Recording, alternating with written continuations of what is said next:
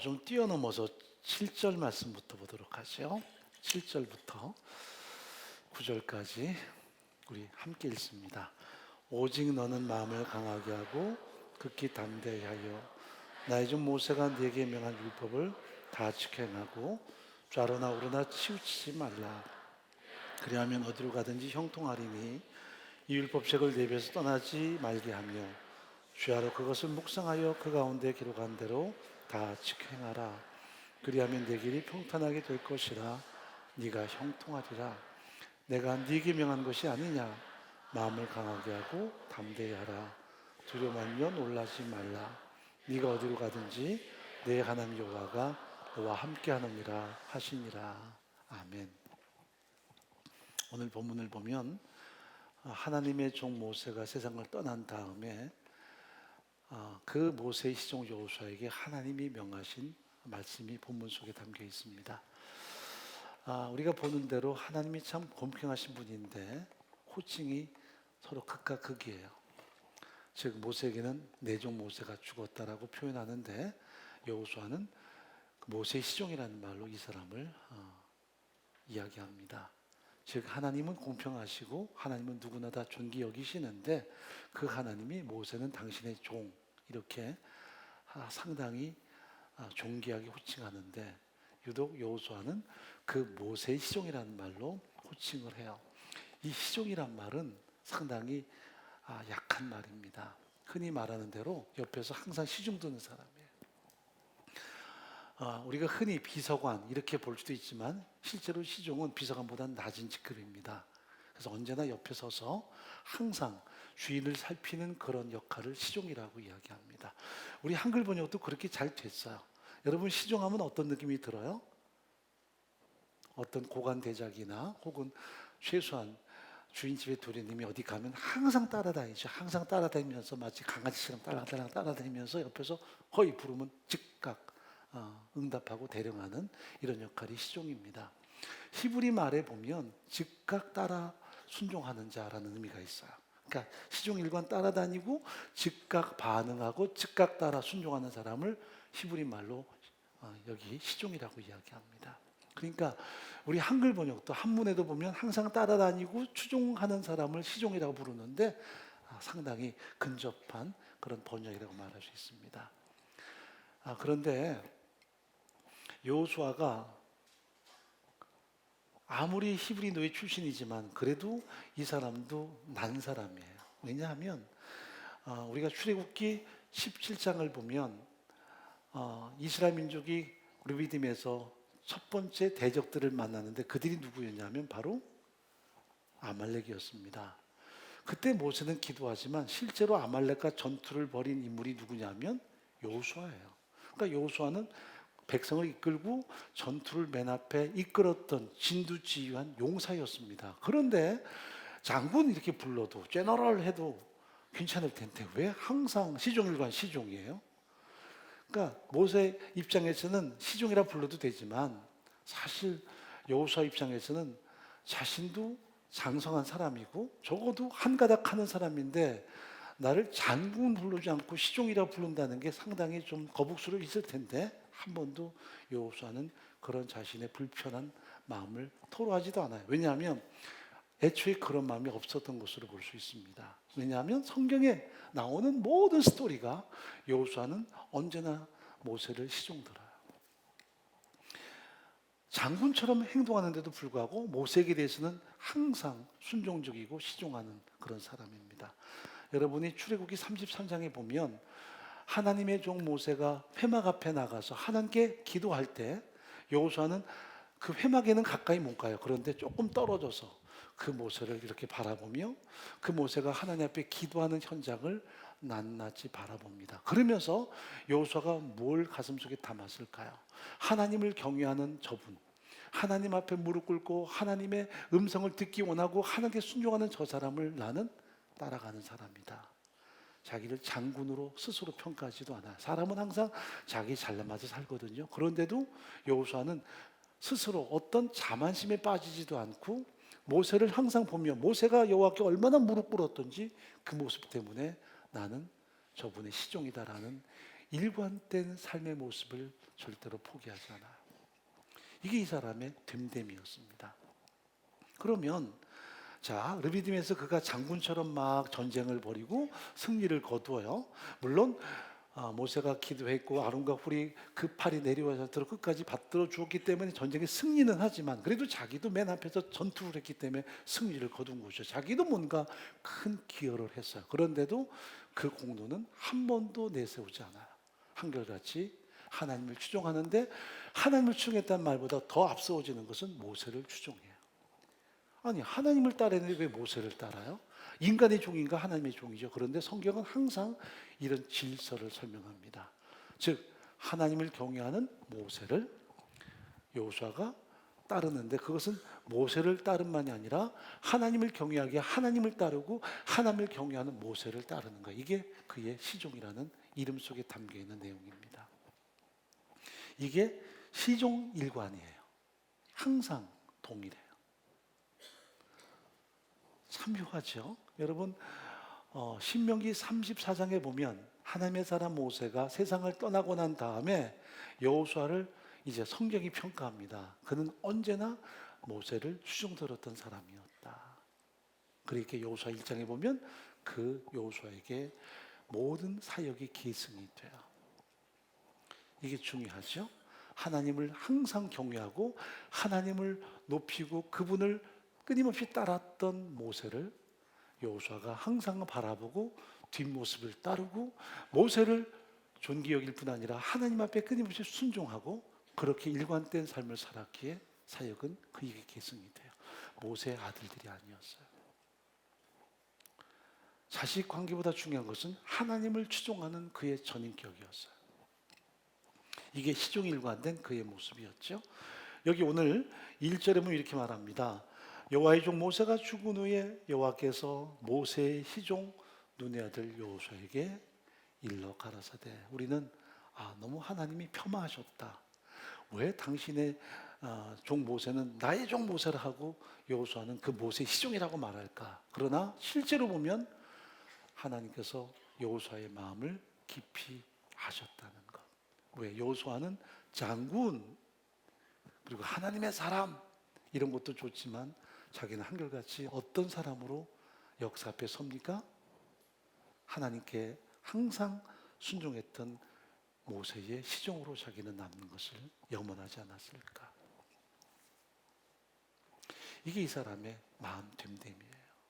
결코 자만하지 않고 항상 하나님을 수종들었던 모세의 시종으로 남기 원했던 그래서 끊임없이 2인자의 현장에 있었던 사람. 어떻게 보면 1인자를 딛고 자기가 일어설 수도 있는데도 항상 시종으로 살았던 사람. 그 삶 속에는 순종과 하나님 앞에 끊임없이 존중 여기는 모세 삶에 대한 그의 설득되고 감동하는 삶 자체가 포함되어 있는 거라고 말할 수 있어요. 여러분 여호수아라고 하는 단어를 계속 쳐보면 장정마다 엄청나게 많이 나와요. 출애굽기에도 열 몇 번 나오고 그리고 민수기에도 열 몇 번, 20번 나오고 끊임없이 여호수아가 나와요. 모세 이후에 가장 많이 나와요. 그런데도 2인자라는 말도 성경은 사용하지 않습니다. 시종이란 말을 사용합니다. 자, 시종은 히브리 말로 무슨 뜻이라 그랬죠? 무슨 뜻이라 그랬어요? 한결같이 주인 옆에서 그를 바라보고 그가 호출할 때 언제든지 달려가는 사람. 그래서 모세가 하나님께 무릎 꿇고 하나님께 순종하며 그를 향해서 뭔가 지시할 때 끊임없이 달려가는 사람. 그래서 최측근에서 언제나 하나님을 향해 순종하는 모세에게 순종했던 사람. 이게 여호수아의 모습이었습니다. 결국 여호수아에게 있어서 전쟁을 잘한다 혹은 그가 리더십을 가졌다라는 말보다 중요한 것은 순종을 빼면 이 사람은 설 수 없는 사람이에요. 그런데 어리석은 사람이 이런 말 하죠. 내가 하나님께 순종하지 인간에게 해? 근데 그게 굉장히 위험한 말일 수 있는 것이 뭐냐면 잘못하면 그것이 반역이 돼요. 자, 상대방이 하나님께 순종해서 그 말을 했다면 그 사람이 누구든 간에 우리가 존중히 여기고 하나님 앞에 무릎 꿇어야 되는데 우리는 그 사람을 우습게 여기면 거부하죠. 외면해요. 그것이 때로 오판을 일굴 때가 참 많이 있습니다. 여러분, 고라 일당들이 모세에게 대항하죠. 여러분, 모세에게 대항했다는 말은 굉장히 위험한 것이, 모세는 탁월한 사람이에요. 이집트 왕자 출신입니다. 그런 사람이고 하나님이 직접 경험했던 사람이고 하나님께로부터 모든 사명을 받은 사람인데도 불구하고 고라 자손들은 너만 잘났냐, 우리도 리스비 있다고 끊임없이 모세에게 대적해요. 그럴 때 그의 운명은 정말 끔찍하죠. 왜 모세에게 대들었는데 왜 하나님은 당신에게 대든 것처럼 그를 징벌하시냐면, 결국 모세가 순종하는 하나님께 대한 불순종이 모세를 통해 드러났기 때문입니다. 여러분, 공동체 안에서도 위험한 게 뭐냐 하면, 나름대로 불만을 가진 사람들이 야, 우리가 목사 말을 듣냐, 하나님 말씀 듣지, 그렇게 생각을 해요. 그런데 일부는 맞지만 많은 부분이 틀린 것은, 적어도 목사가 하나님을 존중히 여기고 하나님께 순독해서 이 말씀을 하나님의 말씀으로 가슴속에 담고 가슴을 관통하며 성령의 도우심을 따라 증거하면 거기에 따라 순종하는 게 큰 유익이 돼요. 만약 거기에 따라 순종했는데 이것이 잘못될 때는 목사가 고스란히 책임져야 돼요. 여러분의 영혼을 잘못 이끌면 이끄는 데게 책임이 와요. 그래서 하나님께서 저를 용납하지 않을 거예요. 그래서 항상 누군가 이끈다는 말은 바른 목표와 바른 방향성 그리고 바른 가치관으로 이끌어야 돼요. 잘못된 길 이끌면 결국 그에게 주어지는 것은 하나님의 책망이에요. 심판이고요. 중요한 것은 팔로워들은 옳고 그른가를 따지기에는 때로 역부족일 때가 있습니다. 그래서 우리가 인생을 살면서 만남이 참 중요한데, 마틴 부버는 세 가지 만남을 이야기합니다. 하나님과의 만남, 그리고 자신과의 만남, 나와 너와의 만남이라고 이야기하는데, 여기다가 한 가지 더, 에밀 프루라는 사람은 이런 말합니다. 리더와의 만남. 그 만남은 인생을 또 다르게 만드는 가장 중요한 핵심 요소라고요. 리더 잘못 만나면 같이 어려워져요. 안 따르자니 끊임없이 부닥치고, 따르자니 망하고, 이게 이제 위험한 거죠. 그래서 우리가 이 부분을 잘 기도를 안 해요. 여러분, 교회에서 왜 기도해야 됩니까? 왜 영혼을 이끄는 목사에서 기도해야 되나요? 목사가 권위가 있고요. 그 목사가 하나님의 종이니까요. 그렇다면 그것은 권위주의예요. 우리를 이끄는 영혼을 맡은 사람이기에 우리가 정말 기도하자면 안 된다. 결국 목사 위에 기도하고 목사를 신뢰하는 것은 누구한테 이익이 될까요? 그래서 성경에 보면 영혼을 책임지고 영혼을 살피는 어떤 리더십을 가진 사람을 공경하라, 그들을 존귀 여기라는 말은 그들의 역할 때문에가 아니라 자신을 위해서예요. 여러분, 우리 학생들이 선생님을 정말 그 귀하게 여기고 그 사람을 존중하면 누구한테 이익일까요? 자신에게 이익이죠. 그 사람이 올곧고 그 사람이 어떻든 간에 자신에게 유익이 돼요. 남들이 볼 때, 그 선생님 뭐 존경할 거 하나도 없단 말이야. 그래도 내가 그 사람을 존귀 여기면 이것은 나의 어떤 지식의 깊이에 도움이 돼요. 그건 부정할 수 없는 사실인데, 그를 경험하면 상관없이 그 사람이 만약 그런 대상이 아니라면 고스란히 내가 잘못하는 것이지만 더 나아가서는 내 지식이 그만큼 사라져요. 제가 야학 다닐 때 생물을 잘했어요. 뭐 생물 잘해봤자 얼마나 잘하겠습니까? 뭐 야학 그것도 고검 준비하니까. 그런데 제가 그때 다 만점 받았어요. 왜냐하면 이유가 있습니다. 50이 넘은 여선생님이었어요. 근데 일반 학교에서 교편 잡다가 이분이 몸이 좀 많이 나빴어요. 근데 그때 아마 유방암인 걸로 알고 있는데 투병 생활을 했는데, 그래서 몇 년 동안 하다 보니까 이제 교사 일도 못 하게 되고 몸도 마음도 많이 지쳤어요. 그런데 다행히 크리스찬이고 그분이 권사님이었어요. 그래서 몸이 좋아진 거예요. 그래서 좋아진 그 몸으로 뭔가 자신의 어떤 그 학문을 나누고 싶어서 야학에 이렇게 오신 거예요. 그분이 생물 선생님이었어요. 그걸 가르쳐 주는 거예요. 그런데 딸이 셋이었어요. 딸의 얼굴은 아무도 못 봤어요. 딸이 셋인데 생각해 보세요. 그때 당시에 쉬운이 넘은 선생님이고 그땐 대부분 20살 초반에 혼인이 됐으니까 딸이 셋이면 대부분 막내가 최소한 대학생 이상은 돼요. 우리 같이 약 그 정도 나이가 아니에요. 당신의 딸이 몇 살이다 전혀 얘기 안 했고요. 뭐 사진도 보여주지 않았어요. 근데 그분을 보면 딸이 그렇게 끌릴 만한 부분은 아니었던 것 같아요. 사람을 외모로 보지 말아야 돼요. 그렇지만 그런데 어느 날 그분이 굉장히 친근하게 저한테 그랬어요. 정씨가 우리 사이 삼으면 좋겠다. 근데 그게 그냥 농이 아니라 진정성을 가지고. 근데 제가 생각하기에는 나이가 맞는 것도 아닐 텐데 아마 그냥 키는 컸으니까 그 키 때문에 사이가 좀 키가 컸으면 그럴 수도 있고 그건 모르죠 뭐. 지금도 모르겠어요 왜 그러셨는지. 근데 그러셨어요.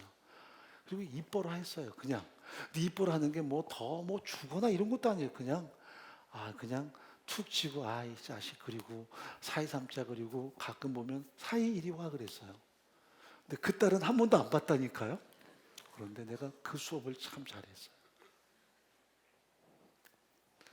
50이 넘은 그 당시에는 할머니급에 속하는 쌤이니까 애들이 아무리 공순이 공둥이가 공부에 고파도 안 들어요. 얘들아 들어. 근데 저는 들었어요. 왜냐하면 나를 좋아라는 그분에게 대해서 내가 할 것이라고는 그분 수업을 잘 듣는 거였어요. 그러니까 말하면 그분을 제가 좋아했어요. 좋아하니까 공부가 되더라고요. 딸이 어떻게 생긴지 모른다니까요. 그리고 제가 이제 졸업하기 전에 운동하기 위해서 갔습니다. 돌아왔는데 안 계셨어요. 수소문에서 알아봤는데 멀리 지방으로 가셨대요. 아마 몸이 좀 나빠셨는지 그리고 다시 못 만났어요. 그런데 지금도 내 마음에 좋은 선생님 상으로 남아있어요. 그게 내게 유익 아닙니까? 그건 내게 복이에요. 그러니까 좋은 사람을 만났다는 것이 어떤 뭐 힘이 있고 뭔가 내가 도움이 되고 뭔가 그 사람을 딛고 내가 인생을 이렇게 좋게 되고 그것만이 아니라 정말 내 삶 속에서 그 사람을 통해 내가 받는 좋은 영향력이 있거든요. 그게 복이에요. 교회 생활을 하는데도 말이죠. 어떤 사람은 목사에게 상처가 많대요. 뭐 여기 가도 상처, 저기 가도 상처예요. 저는 그런 말 별로 안 좋아해요. 왜냐하면 물론 목사님들이 좀 잘못한 게 있을지 모르지만 그 목사에게 대해서 막 푸념하면 제가 가지는 개편이 아니라 어지간한 목사 아니고는 큰 문제는 없을 듯한데 그래서 처음에는요 그랬는데 은혜교인 좋아요 우리 목사님은 좋아요 그래서 처음에 제가 거기 홀랑 넘어갔어요. 그랬더니 나중에는 저도 그렇게 되더라고요. 저를 향해서도 그렇게 시간 되니까 사랑이 싹 식으니까 자꾸 이렇게 얘기를 해요. 이건 아니구나. 사람은 언제나 시종일관이구나. 그래서 모세의 시종이구나. 그런 뜻은 아니겠지만 한 가지는 시종일관된 삶은 참 중요해요. 어디서나 목회자를 존귀 여기는 사람은 그 존귀하게 여기는 그 마음이 존재해요. 그래서 은혜가 임하는 거예요. 듣는 마음이 그래서 형성되는 거예요. 그래서 가르침을 받는 자는 가르치는 자를 배나 존경할 자로 알라. 이 말은 그 사람을 존경할 것만 존경하는 게 아니라 나를 위해서 존경하게 여기는 것이 유익이라는 것을 성경은 끊임없이 이야기해요. 어떻게 보면 목회자의 가치관이 많이 떨어졌어요. 막 세상은 목사를 막 함부로 말해요. 심지어 교회 다니는 사람도 막 목사를 쉽게 얘기합니다. 아주 오래됐는데 제가 서울 가는 전철을 타고 가는데 한 10시쯤 넘었어요. 이사회 모임 때문에 서울에 막 가는데 그때 10시쯤 넘으니까 이제 여성들이 이렇게 좀 타시더라고요. 근데 탁 쭉 타셔가지고 앉아가는데 부평역쯤 가니까 막 여자분들이 타셔가지고 이렇게 앞에 막 서고 저 앞에서 얘기를 해요. 그래서 한쪽으로 좀 피하려고 그러다가 일어서자니 좀 나이가 서로 내가 일어설 나이는 아니에요. 그분들이 비슷한 것 같아요. 그래서 그냥 한쪽 구석에 쭈그리고 있는데 막 자기들끼리 막 앞에 매달리다 변호사 앉은 사람 얘기하는데 그래 니네 목사가 뭐라 그랬어? 그리고 목사 그러는데 아, 목사라고 하는데도 거기는 몇 분이 권사님이고 다 집사님 같은데 한 사람도 목사가 뭐니 목사님 그래야지 하는 사람이 없어요. 니네 목사 우리 목사 꼭 자기 집에 강아지 얘기하듯이 제가 충격받았어요.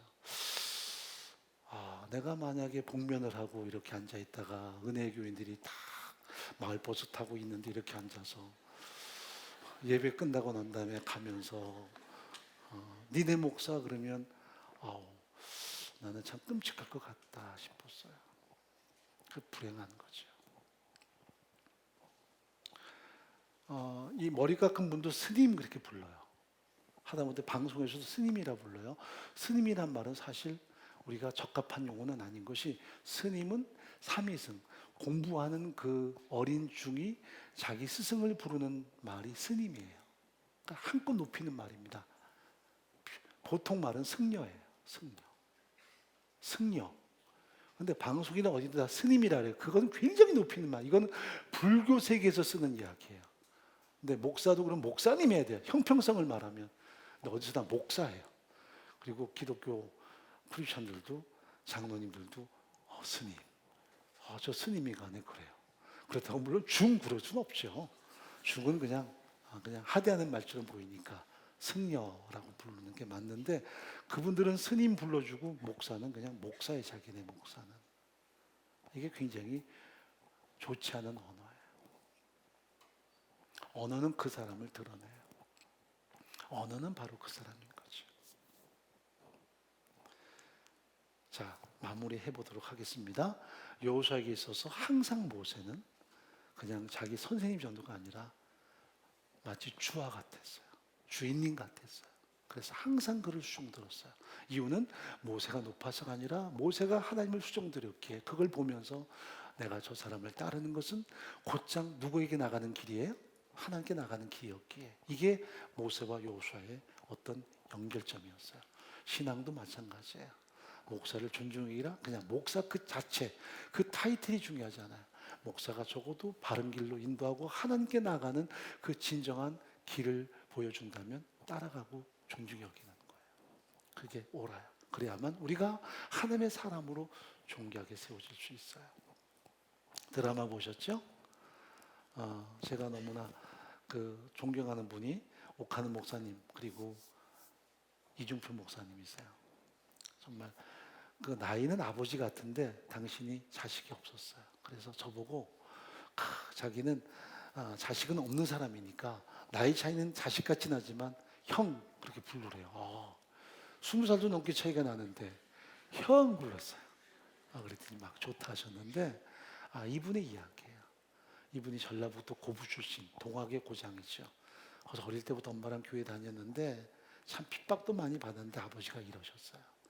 그죠. 술주정뱅이다 투정꾼이었어요. 다 날려버리고. 그런데 12살 때 아버지가 갑자기 시장에서 죽었다는 소식이 들려와서 가보니까 죽은 게 아니라 막 토악질하고 쓰러져 있었어요. 그 아버지를 업고 아이가 오는 거예요. 오면서 너무 힘든데 너무너무 힘든데 아버지 왜 이러세요? 그랬더니 갑자기 아버지가 지금까지 졸도에 있다가 갑자기 그냥 일어나더니 그것도 등 뒤에서 너 때문에 그런다 이놈아.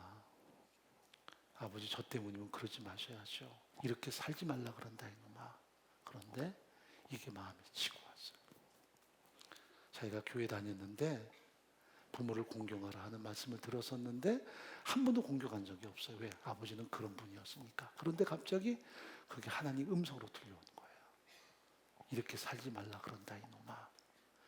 그때 12살 먹은 아이가 나는 예정된 불효자구나 하고 막 울었대요.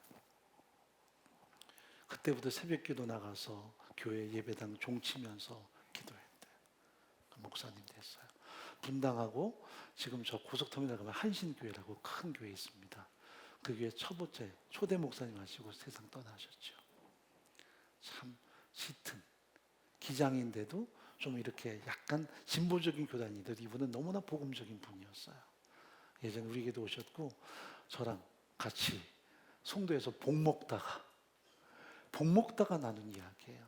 박 목사, 나 한 번도 이런 얘기 안 해봤어. 그런데 나 이런 삶을 살았다. 둘이 끌어안고 꺼이꺼이 울었어요. 서로 간에 허가하면서 서로 간에 많은 위로가 있었어요. 상처의 포로가 될 것이냐, 아니면 그걸 통해 하나님의 음성을 들리게 하는 기회로 선용할 것인가 중요해요. 어떤 사람은 운명을 저주하고 끊임없이 성토하는 사람이 있는가 하면 그 현장도 하나님의 음성을 듣는 시간으로 선용한 사람이 있어요. 자, 다윗과 사울의 차이를 이야기했죠. 사울은 불순종했습니다. 그것을 사무엘이 책망할 때 이것을 거역하는 것은 사술의 죄와 같다라는 말을 해요. 예전에 순종이라는 이 책은 우리 필독도서기도 했습니다. 페이지 95에 나옵니다. 케셈이라는 이 말은 사단에게 길을 열어주는 사람, 그런 뜻이거든요. 그러니까 불순종은 결국 사단에게 자신을 열어주는 사람이에요. 사단의 시종이 되는 거예요. 여호수아는 누구의 시종이었어요? 모세의 시종, 하나님의 시종이었는데 이 사울은 어떻게 돼버린 겁니까? 사단의 시종이 돼버린 거예요. 그게 이 케셈이라는 낱말이 주는 무서운 의미입니다. 우리는 중간이 없어요. 하나님 앞에 시종하고 하나님의 뜻을 따르는, 그래서 여호수아 같이 하나님의 사람으로 설 거냐, 아니면 케셈으로 전락할 거냐, 중간지대가 없어요. 우리가 하나님 앞에 끊임없이 시종으로 서는, 시종일관 말씀 앞에 다가서는 삶으로 매 순간마다 승리의 삶을 살아가기를 간절히 바랍니다. 하나님 아버지, 들려오는 세미한 음성이 있게 하시고 그 음성을 따라 매 순간 매 순간 승리의 삶을 사는 저희가 되게 도와주옵소서. 너희를 인도하는 지도자를 잘 살피라. 저희의 영혼의 결국을 바라보라고 했습니다. 그래서 그들이 진정 하나님 앞에 신실하게 말씀으로 본을 보이고 그 길을 걸어간다면, 존경하며 그 길을 따를 것을 성경은 분명히 말씀합니다. 그들의 영혼의 결국, 이것은 하나님께서 주시는 하나님의 보상일 텐데, 하나님 가르치는 자 그리고 말씀으로 섬기는 모든 분들이 하나님 앞에서 그 영혼의 아름다움과 하나님의 칭찬을 받는 복된 삶으로 완성되게 도와주옵소서. 한결같이 그 길을 따라갈 때 우리 모두가 하나님께 이르는 소중한 생명력이 가득할 수 있도록 역사해 주옵소서. 공동체 안에 존귀한 다음 세대가 하나님을 전적으로 추종하며 그 은혜 가운데 견고히 서는 복된 신앙으로 서게 도와주옵소서. 예수님의 이름으로 기도합나이다. 아멘.